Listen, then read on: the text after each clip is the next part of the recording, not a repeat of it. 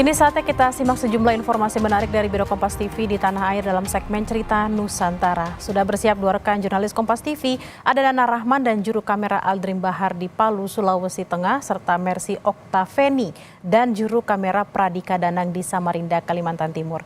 Kita ke Palu terlebih dahulu. Nana, silakan dengan informasi Anda. Terima kasih Bella dan juga saudara. Saat ini kami melaporkan dari Gedung Juang, Kota Palu, Sulawesi Tengah untuk Cerita Nusantara hari ini. Dan dari Palu kami memiliki dua informasi untuk Anda. Langsung saja kita ke informasi yang pertama. Saudara, Kelurahan Mamboro menjadi salah satu wilayah yang cepat pulih pasca bencana pada 2018 lalu. Padahal wilayah ini merupakan salah satu lokasi yang paling parah terdampak tsunami. Dan kini warga Mamboro mulai gotong royong membangun kembali wilayah mereka dengan harapan bisa menjadi kampung resilient atau kampung tangguh. Sejak terdampak bencana pada 2018, sebagian besar warga yang tinggal di pesisir pantai Mamboro enggan pindah ke hunian tetap di Tondo yang jaraknya cukup jauh dari pantai. Alasannya, banyak dari mereka yang menggantungkan hidup sebagai nelayan. Pemerintah kemudian memberikan opsi dana stimulan untuk membangun hunian di lokasi yang berada lebih dari 100 meter dari zona rawan bencana. Dengan didampingi oleh relawan dari arsitek komunikasi, warga Mamboro kemudian membangun hunian tetap secara mandiri menggunakan dana stimulan. Rumah-rumah tersebut dibangun dengan teknologi rumah instan sederhana sehat, namun dengan model rumah panggung yang merupakan ciri khas warga pesisir.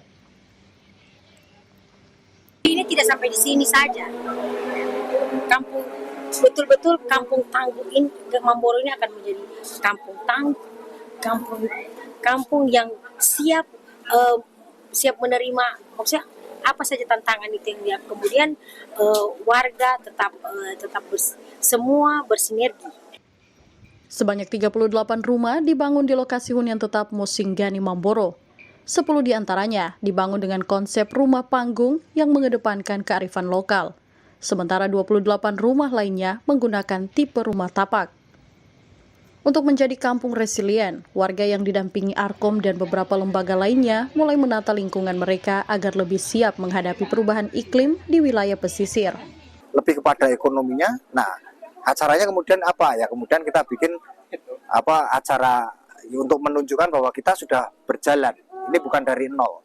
Nah ini capaian-capaian ini yang kita tunjukkan supaya kemudian ini bisa mendapat apresiasi dari luar, dari publik, yang kemudian kita menyusun bareng apa yang bisa kita kontribusikan untuk warga, apa yang bisa kita kontribusikan untuk kota, yang ternyata Pak Wali juga punya satu program di antara program prioritasnya yang 35 itu membangun Palu Resilient. Nah, oleh sebab itu harapan kita ke depan adalah bagaimana mengawal ini supaya berkelanjutan. Dari sisi pemerintah tentunya OPD-OPD yang terkait harus kita memberikan dukungan. Nah, BPBD nanti lakukan koordinasi kepada semua OPD. Misalnya bagaimana tadi permintaan masyarakat ini meningkatkan SD ini kalau bisa jadi SMP, artinya meningkatlah baik dari kualitas maupun dari kuantitasnya. Hunian tetap Mosinggani Mamboro kini menjadi contoh kampung tangguh bencana di Kota Palu. Arkom Indonesia bersama warga Mamboro berhasil meraih penghargaan World Habitat Award Bronze Winner pada 2021 sebagai bangunan rumah kolektif untuk habitat yang lebih baik dari PBB melalui United Nations Human Settlements Program. Sejak terdampak bencana pada 2018, pembangunan di Mamboro juga sudah menerapkan mitigasi terhadap bencana. Selain itu, program Kampung Tangguh Bencana atau Kampung Resilient pun mulai digulirkan, melibatkan semua unsur, baik pemerintah, swasta, maupun masyarakat Palu secara khusus. Aldrim Talara, Kompas TV, Palu, Sulawesi Tengah. Informasi selanjutnya, saudara, anak usia 4 tahun hingga sekolah dasar mengikuti komunitas sepatu roda Palu atau lebih dikenal Palu Skating Club.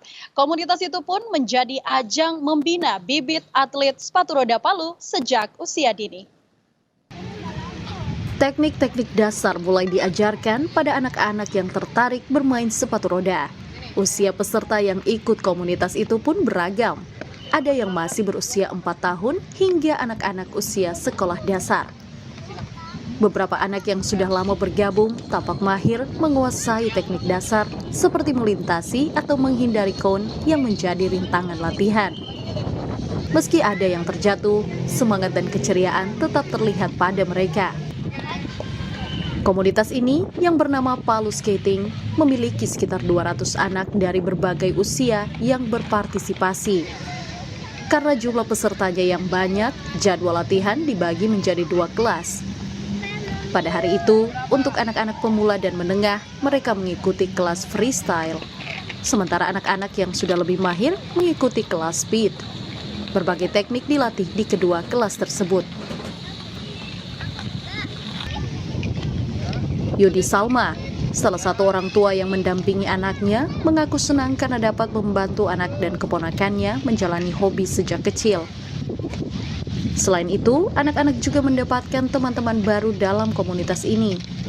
Di sini jadi banyak teman, memiliki banyak teman, terus keberanian anak-anak itu sangat termotivasi dengan teman-teman lainnya. Jadi kan kalau ada lomba-lomba mereka ikut termotivasi juga kalau ada lomba-lomba. Jadi mereka semangat. Banyak pengalaman yang mereka dapatkan. Salah satunya itu keberanian. Tesar Abdul Samad, pelatih sepatu roda sekaligus pendiri Palu Skating bilang, komunitas ini memiliki visi untuk membina atlet sejak usia dini, sekaligus menyalurkan hobi bermain sepatu roda bagi anak-anak. Namun mereka menghadapi tantangan karena keterbatasan arena. Latihannya sering berpindah-pindah. Kalau untuk kendala sekarang kita bingung ya, tempat latihannya itu kadang pindah-pindah. Mungkin kedepannya kita berharap ada betul-betul dibuatkan fasilitas sarana arena sepatu roda yang dimana kita bisa fokus betul-betul bisa main di situ. Karena untuk saat ini kita pindah-pindah tempat latihannya. Komunitas ini baru berdiri sekitar 4 tahun, namun peminatnya terutama anak-anak semakin meningkat. Beberapa atlet sepatu roda asal Palu yang ikut dalam Pekan Olahraga Nasional juga tergabung dalam komunitas ini. Tingginya minat anak-anak untuk bermain sepatu roda membuat para orang tua dan pelatih berharap perhatian dari pemerintah. Mulai dari pembinaan serta fasilitas latihan yang memadai di Kota Palu. Aldrin Talara, Kompas TV, Palu, Sulawesi Tengah. Bella dan juga saudara, demikian cerita Nusantara dari Palu, Sulawesi Tengah. Kembali ke studio. Baik, dari Palu